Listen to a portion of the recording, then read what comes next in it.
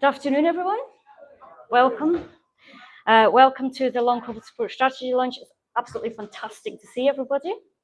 And we're really, really happy to host you here at the Lyric, and thanks to the Lyric for all the support.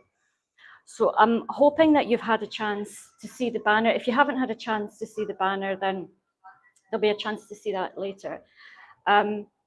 We're really blown away by this, to be honest. This is the first time I've seen it. This is its launch. It was a community activity because community is really important to us at Long COVID Support. And when we asked people to send us their pieces of fabric to say, their feelings about it, we were really astonished by what came in. We were inundated. And I think it says something about the power of art to say things that words can't.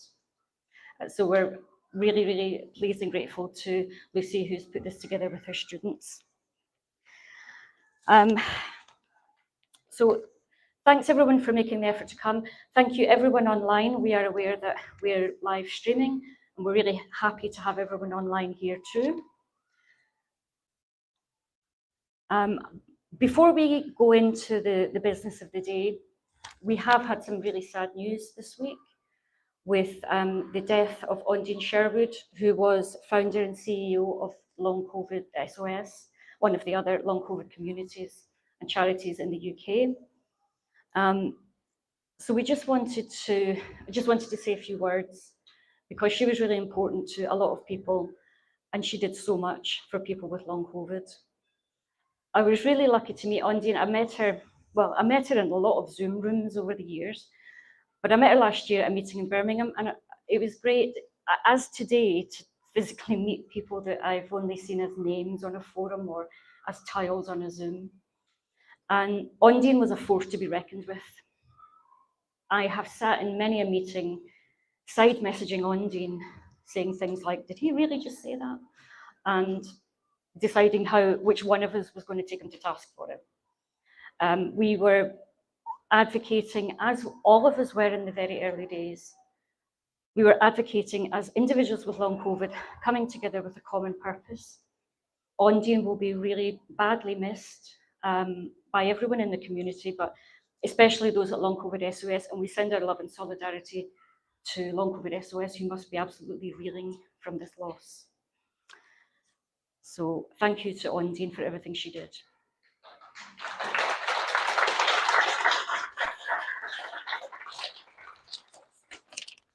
And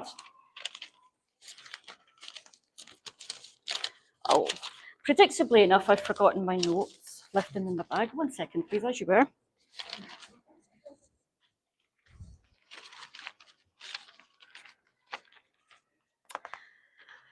So if we can go back in time 5 years, for me personally, this time 5 years ago, I was perfectly fine. I was perfectly healthy, going to work, chaos going on all around us, but still getting on.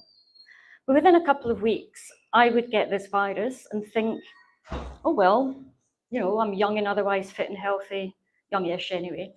I'll be fine, I'll be back at work in 2 weeks. Well, I wasn't back at work in 2 weeks. And I know that that's the experience of a lot of people. After 7 weeks, I was thinking, yeah, when's this going to end? And a friend of a friend told me about an online Facebook group, so I joined it. And that was the group which became the Long COVID support group. And from that community of people who were adminning that group grew Long COVID support with other people as well. So when I joined, it had about 1,000 people maybe. It's now got 67,000 people internationally in over 100 countries. So when I joined the group, I got talking to Claire Hasty, who had founded the group. And she said, you know, she could do with some help on admin. So I joined, and then we recruited more and more people, because as time went on, more and more people joined, and we thought, oh, this is a big job, we need more help. So this grew, and at the same time on Twitter, on other platforms, people were talking about this not getting better. And from that constellation of people who came together to try and raise awareness, because we were being forgotten, we formed lots of different groups. As people do, you have to form some kind of group with an identity to try and get things done.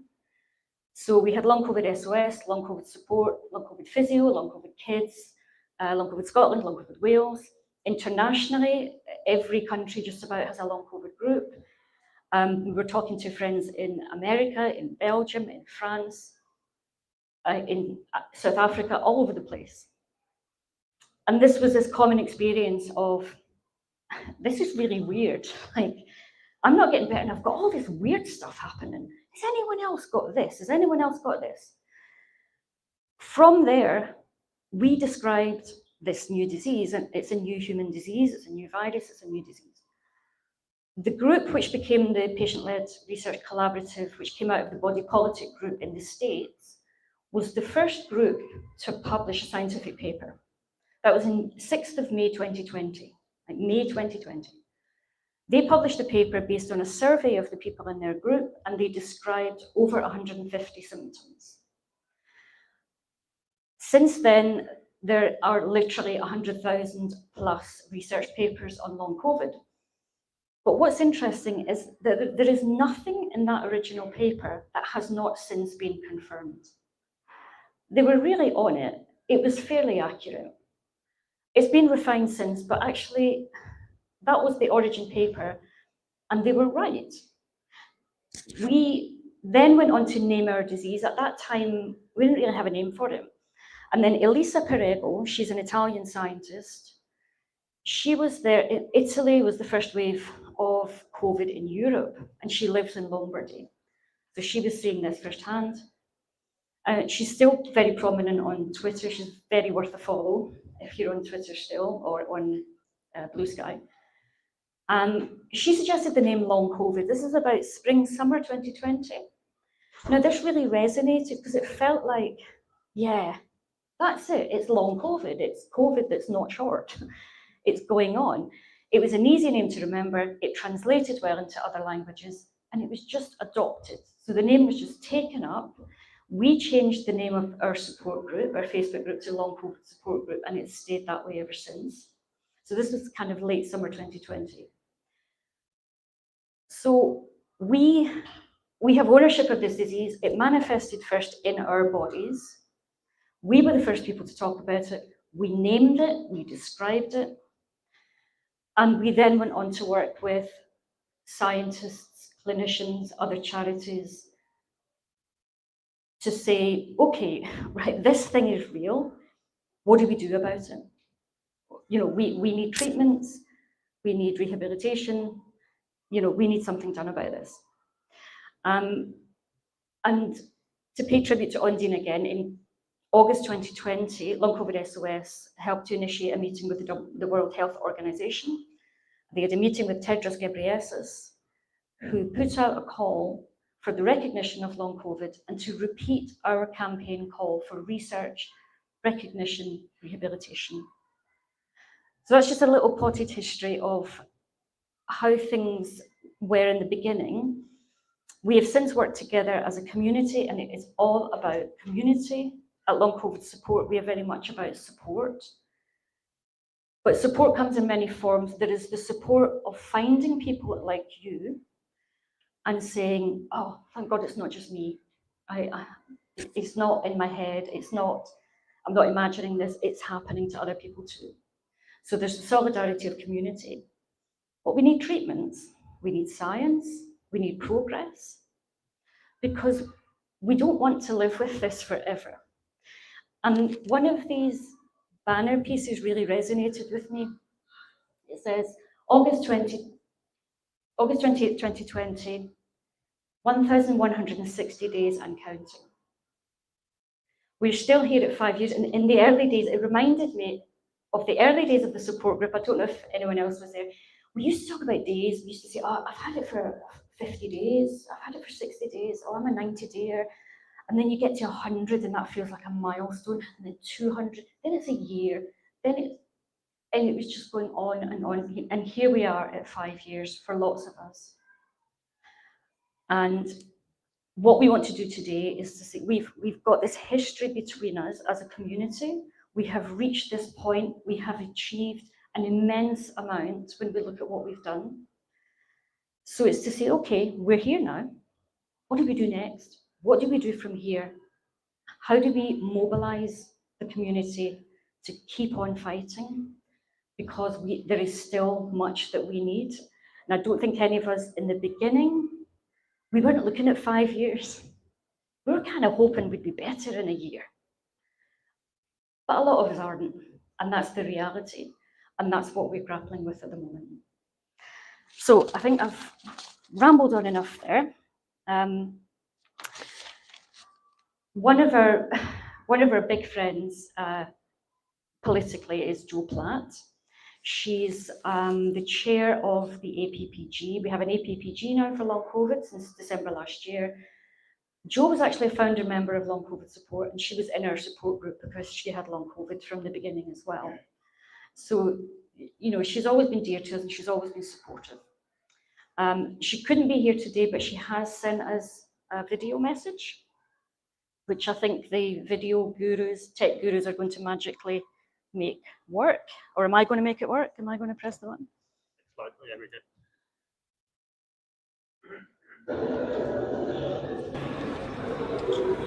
Hello everyone, my name is Jo Platt and I am the Labour and Co-op MP for Lee and Atherton, and I'm also the chair of the all-party parliamentary group for long COVID. I am so sorry that I can't be at the event in person, but I want to take a moment to thank you all so much for coming together today to support this important cause and to acknowledge the incredible work being done by long COVID support. So long COVID continues to affect so many people, often without the recognition or support that they desperately need. And I know this firsthand. I had long COVID myself, and I understand how isolating and life-altering it can be. So early on in the pandemic, long COVID support was there for me, providing information, guidance, and a sense of community when so little was known about the condition. And their work has been invaluable, so not just to me, but to thousands of others navigating this illness. So today marks another significant milestone as they launch their new strategy, a roadmap for the future that will build on the successes and continue driving change for those living with long COVID. It's brilliant to see so many people coming together to support this organisation, and in solidarity with the long COVID community, together we can keep pushing for change for all those affected. Thank you.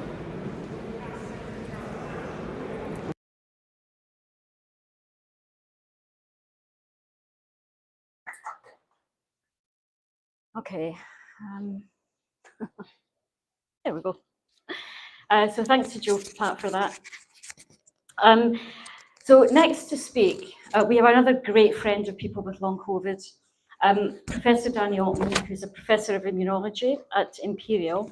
Danny, I can't remember the first time I spoke to Danny, but it was probably on Zoom, and it would have been in 2020, and I was probably getting him to do like a last minute interview about vaccines or something like that, or about something, because he's always there for us. You can always go, Danny, can you just do this? And he'll do it. It's fantastic. So this and Danny kind of represents, along with others, the scientific interest. We've got a lot of friends in science. I know we need a lot of research to be done, but there are scientists out there who really batten for us and really fight in our corner. So I'll hand over to Danny now. Thanks very much. You might need to put this up. Yeah. Yes, we've got height differential. Oh, I think we're good. So, hello. I was asked to say a few words about where we are and where we're headed. Hard to do that without saying a little bit about where we've come from and endorsing some of the things that Margaret has said and giving my perspective of where we've come from. So, hopefully we all remember, spring and summer of 2020, and what a crazy, crazy time that was as we were learning about this new infection in real time. And, even I, as somebody who'd spent my whole life studying viruses and viral immunity, the kind of box in my head for coronaviruses was quite a small box. I knew about the 4 common cold viruses, and I knew about SARS-1, and I knew about MERS, but you probably could have fitted my knowledge, if not from one postage stamp, on a book of postage stamps. And as that spring and summer went on, as Margaret discussed, we learned more and more, and probably all had friends and people in this room who simply weren't getting better. And all of that patient-led agenda that became long COVID and became organizations like long COVID support.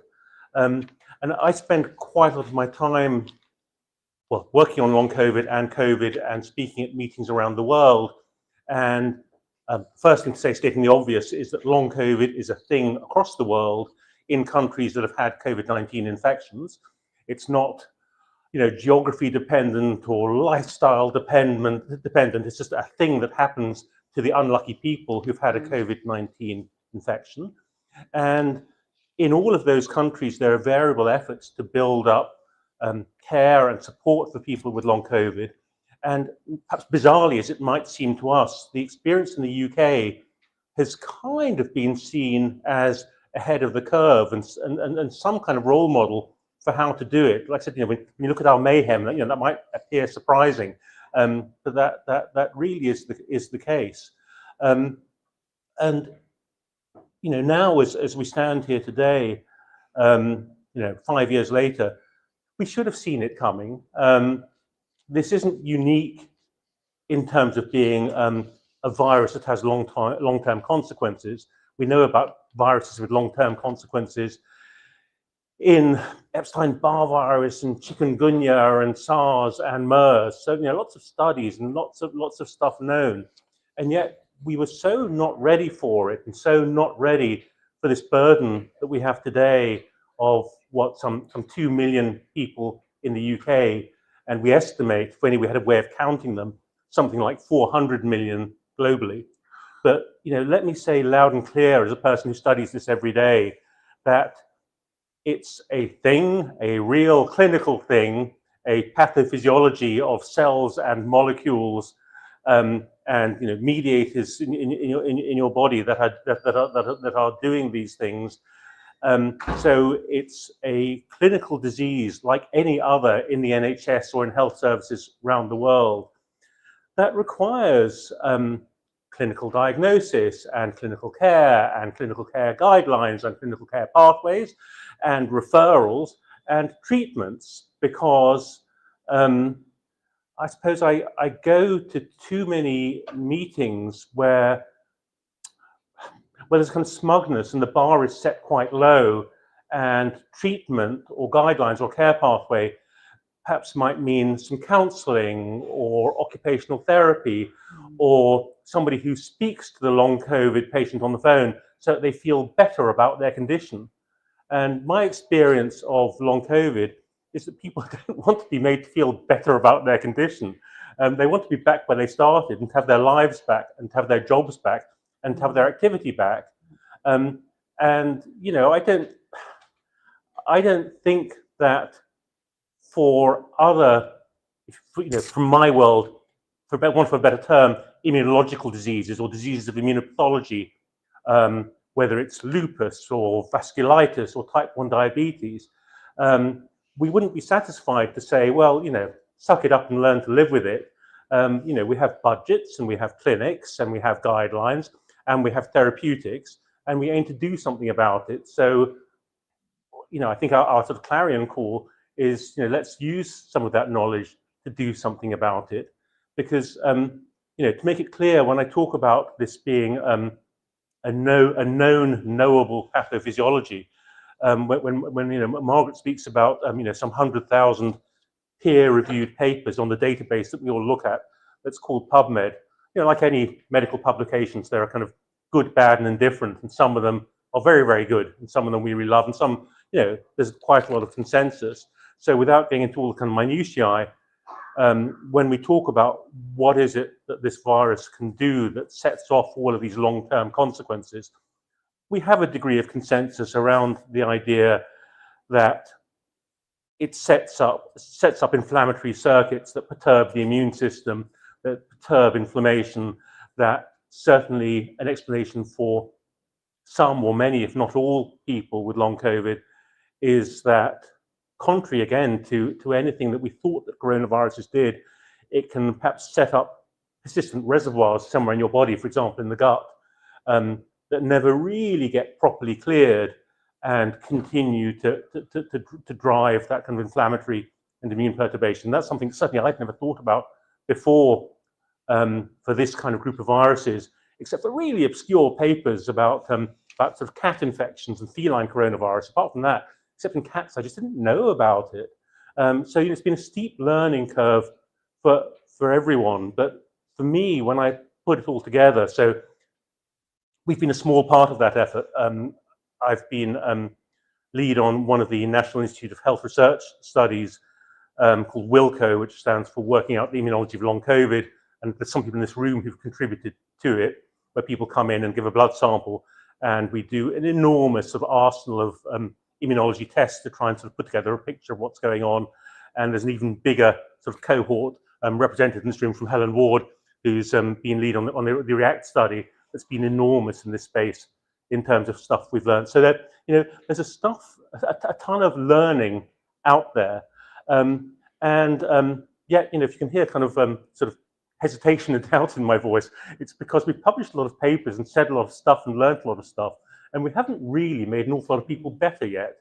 For my taste, in a civilized society, in a civilized health service in the 21st century, it's probably not acceptable to have acquired 2 million new unwell people nationally and 400 million globally and say, well, tough luck, these are hard economic times, let's just sort of suck it up and deal with it, because we prefer not to look at this, because we don't really have the wherewithal to establish the service that you need, and perhaps some other government might be prepared to look at it in 5 or 10 years' time.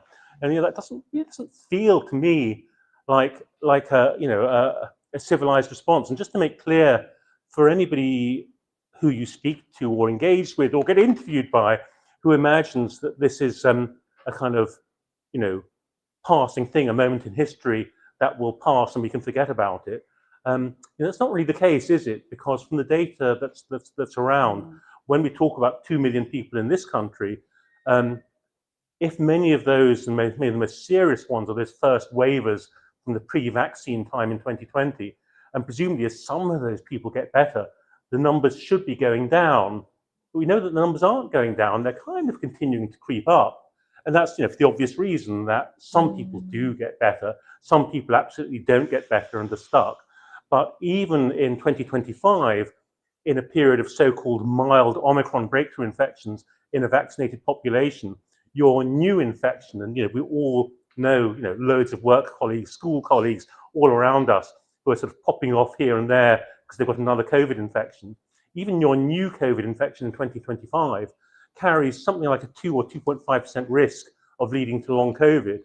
So, we still haven't learned anything. We're still continuing to generate new cases for that caseload. So, sorry, it sounds like I'm not being very positive, am I? So to try and end not being a total sort of party pooper, I suppose what I think is that we know an awful lot. And if we can only establish that momentum and speak to people and get some engagement, we really do know enough to be able to kind of break that cycle and go back to GPs using those referral codes, referring to specialist clinics where there's actually some care. What would care look like in those clinics? I suppose what it would look like is that we know enough now to have randomized trials where we test out our 10 favorite hypotheses of the kind of drugs we should be using.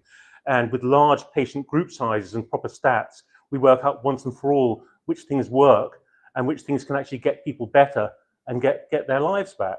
So that's my sort of more positive message, that with the will to do it and the engagement to do it, we could be doing so much better. So that's my kind of view for the future, kind of trying to do better. Thank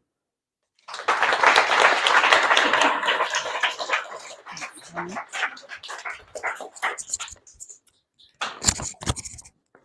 Okay, so thanks very much, Danny, as ever, one of our greatest advocates and really actually working to do the science also.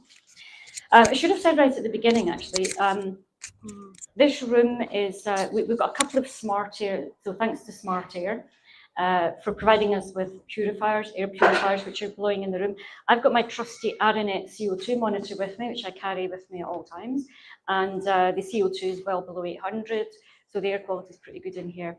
Some people are wearing masks. I've taken my mask off because I'm standing right next to the air purifier and CO2 is low, and I'm using my Norazite spray up my nose and all the other things that we all do to try and not get COVID again, because obviously, as Danny says, there's a risk every time. So having said that, next up, we've got Amy Cole. Amy's one of our trustees at Long COVID Support, and she has been corralling us, and I think that's the right verb, into some kind of sense to try and put together our strategy for the next period, and she's here to talk about that. So, sort out your... Thank you. Thanks, Margaret.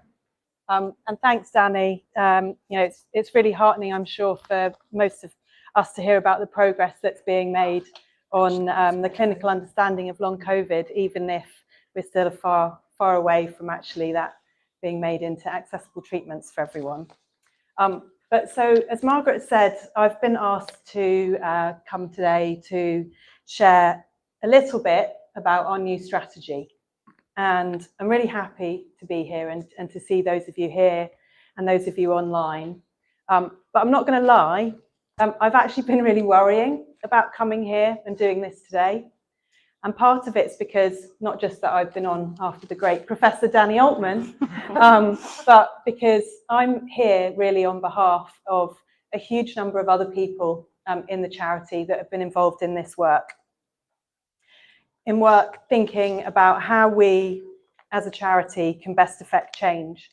And I really want to do them and the work justice.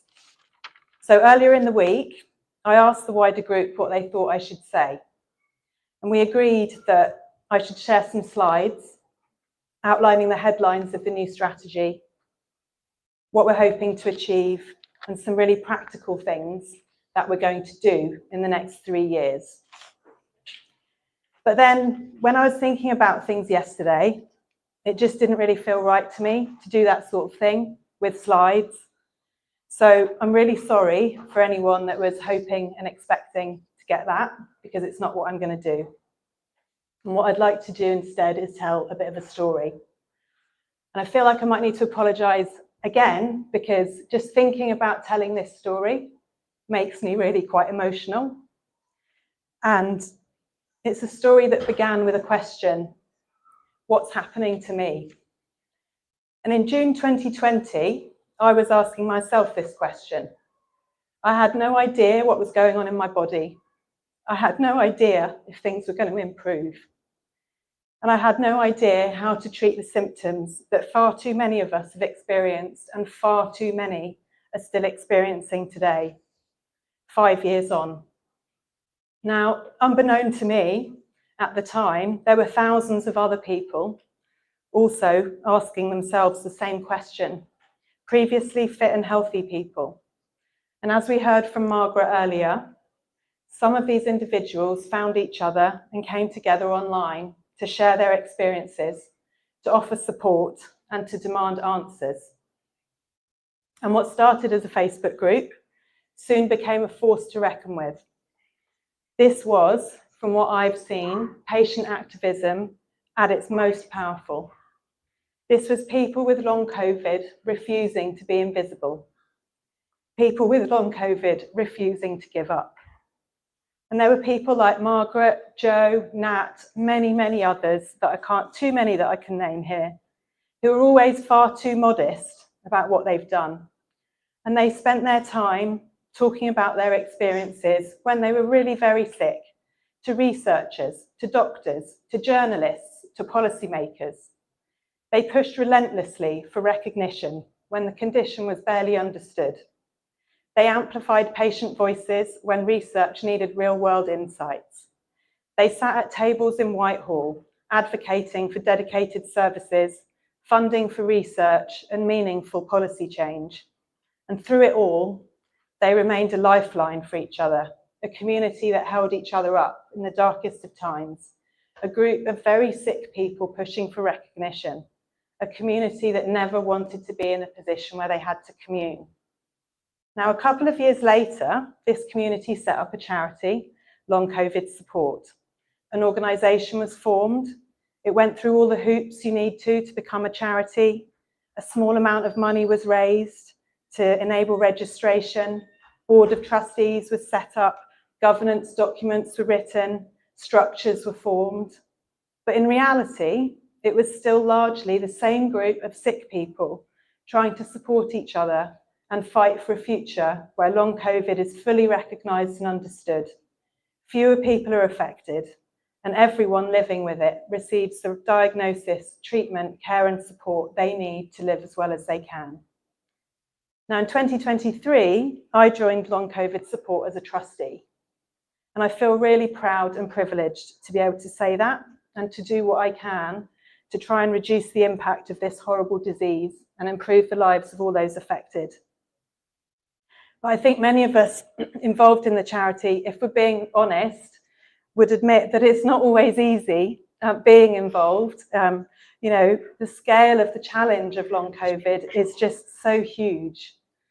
Over 2 million people are affected in the UK.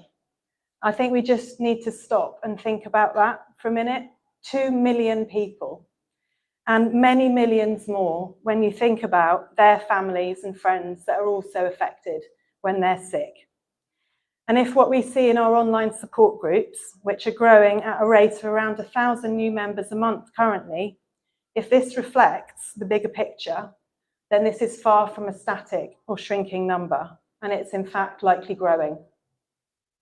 And while I feel incredibly fortunate to say that I don't feel unwell from long COVID anymore, I'll never forget how horrendous it is, how terrifying it is to not know what's going on in your body, how terrifying it is to not know how you're going to survive if you're unable to work, how lonely it is to be in bed or on the sofa day in, day out, whilst everyone else gets on with their lives, how guilty you feel when you can't do the things you used to do with or for your children, your partner, your family, your friends, how hard it is when people don't believe what you're telling them, suggest it's all in your head, or even joke that they also sometimes get a bit tired sometimes. Now, I don't need to tell all of you this. All of you in this room and online know the impact of long COVID on you and your loved ones. And in long COVID support, we also see the wider impacts on our health service, with clinicians still largely uncertain of how to respond, and on the economy, with the costs in terms of lost productivity, welfare payments, health and social cares, we estimate are running into the billions of pounds. So this is a really, really big problem, and we are a very, very small charity. And looking back to April last year, when we came together for our first strategy away day, it was obvious how much toll it was taking on everyone involved. The frustration of the lack of progress was just really hard to ignore. And I think what we see is that despite the obvious scale and impact of long COVID, there seems to be just far too little attention on finding solutions. And what we think we see is there's just a real lack of will in the powers that be to tackle this thing. Now, we can see that this reluctance may stem from a collective desire to move past the trauma of 2020. We get this. We too would also like to move on, but we can't. We can't ignore the ongoing crisis of long COVID and the millions that are still suffering. So it was during the away day that we realised we needed to think hard about where we go from here. We considered staying as we are, doing what we can with our existing team of volunteers, but with the scale of the long COVID problem and the suffering it causes, we knew we needed to evolve. So over the months that followed, supported by the wonderful Claire North from the Cranfield Trust, who I think is online somewhere, a group of us asked ourselves two questions. What's the most effective way for us to maximise our impact? How do we, as a primarily volunteer-led organisation run by people with long COVID, best affect change to improve the lives of all those affected? We had input from over 200 people in our online support groups about what mattered to them most. We had regular discussions with wider groups of volunteers and trustees, and we worked through all the weird and wonderful ways that you do in this strategy work, processes and options for how we developed our thinking. But throughout it all, we kept coming back to this central thing. We're here for people with long COVID. Our community, so you, is at the heart of everything we do. But you're also our power. And our new strategy reflects what we've always known. Real change comes from the strength of our community. And so our new strategy is built around this. Our mission is to build a supportive community for all those affected by long COVID, so that together we can accelerate the search for treatments. Together we can push for access to appropriate healthcare services. Together we can enable access to wider support and minimise the number of people developing the condition. We have 5 goals. I'm going to read them out. It's a little bit repetitive to what I've just said, but our 5 goals are to build a community of support, our organisation and a wider network for change, number 1. Number 2, accelerate the search for treatments. Number 3, push for access to dedicated health and care services. Number 4, enable access to appropriate work and welfare. And number 5, prevent new cases of long COVID. Now from today, these are on our website, and we've also outlined under them what we need for this to happen and what we'll do. Now, as I said, I'm not going to run through this detail here today. There are some hard copies of the strategy in the room, and hopefully everyone online has the web link so that you can have a look. But just to give you a bit of a flavour of what this all means, or I might actually start with what it doesn't mean. So it doesn't mean that after today, we're going to go away and produce a very nice strategy, just a very nice strategy document. It doesn't mean that we're going to pat ourselves on the back after today and say, great job, that's all done then. What it means is that as an organisation, we're going to organise ourselves around our strategy. This is going to be our roadmap for how we operate going forward as a charity, led by you, the community, and working in partnership with others. And we're going to be doing things like looking at how we expand our community and the support we offer, how we give more people more routes to get involved, and also how we share more of the information, data and tools that you need to campaign for change. We're going to do things like set up an employment advocacy service, which is so needed. We're going to be continuing to actively campaign for ring-fence funding for research, for the urgent updating of clinical guidelines, for dedicated long COVID services, and more. But we can't do all this alone. Currently, we have an incredible but small group of volunteers that do what they can to help address the problem of long COVID. And we also have some amazing fundraisers and 1 or 2 funders, but our resources are few.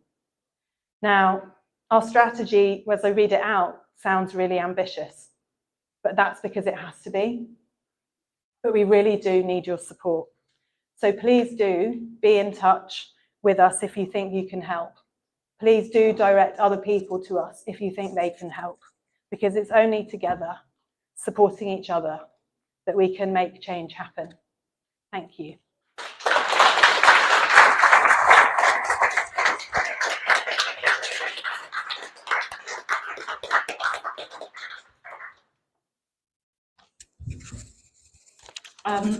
Thanks, Amy. I don't know about anybody else, but I'm a bit choked up. Thanks for that. I think that's really set it out, and something that it brings to mind is, yes, we are a bunch of sick people, but we are a bunch of sick, very amazing people with all sorts of skills. And some of us were at the top of our professions before this hit us, and we still have those skills. And we might be doing them lying on the sofa or the bed, but we can still do things. But yes, we are all tired. Some of us have been at this for 5 years, and through the peaks and troughs of long COVID, and it's very difficult. And we do need to galvanise some fresh energy into the group. Energy, obviously, is a bit of an issue with long COVID. And it's worth also saying, we don't have children in the room, but this is a life course illness.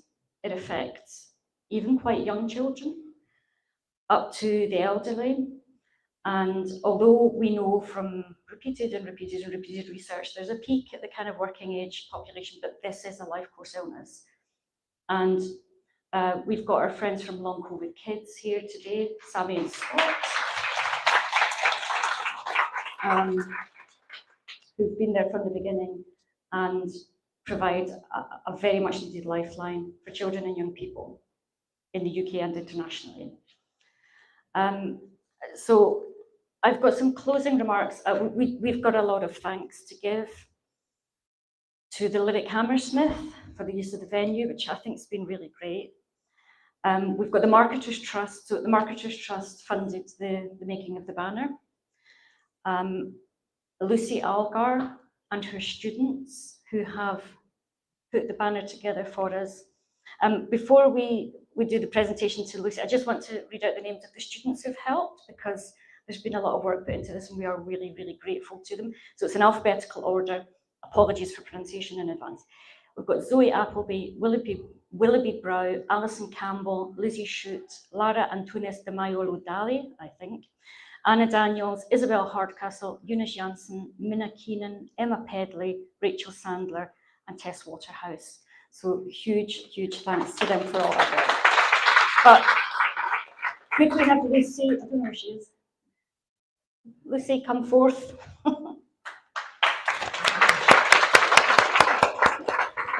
Thanks. Thanks so much.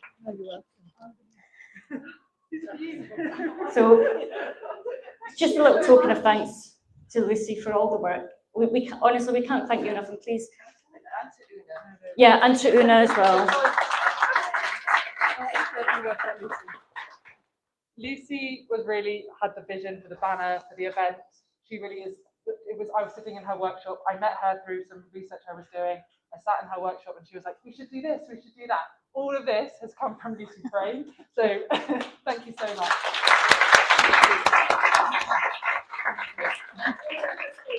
It's special to share this journey with, and we've bounced ideas back and forth. I just must say, the students are all from the BA Theatre Design course at Wimbledon College of Art, which I'm the course leader there.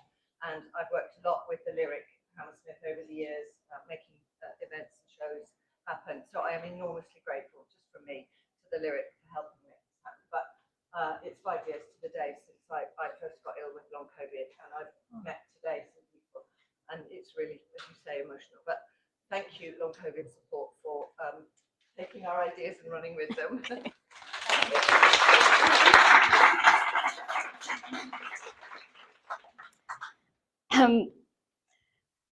I've mentioned Smart Air before, but thank you to Smart Air for the use of the HEPA filters.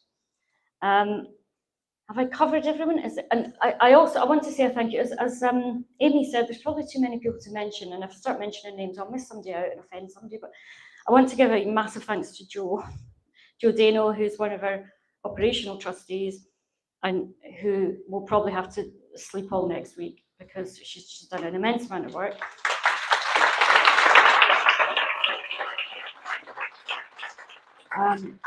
And to Ella Barnard, who's been working with Una to put everything together, but also all of our trustees, actually, because we all work, and then there's another volunteer team just beyond the trustees who are also working hard every single day. So I think I've done everyone. If you want to know how to help, there are QR codes. Are there QR codes somewhere? I think. Oh yeah, there they are. Right, you've got them on the leaflets. So please do have a look and do contact us, because as we say, it's a big job and many hands make light work, or at least make it a bit lighter. But thank you to everybody online who's watching with us. Thank you to everybody who's made the effort to come here today. We know what that costs when you've got long COVID, and we really appreciate it. And it was really great to see people and put names to faces. I hope that you'll, if you haven't seen it already, come and take a look at the banner, because it is really, really powerful. And I think that's all that remains. And just to say, yeah, final thanks for coming, and let's work together and let's make change happen.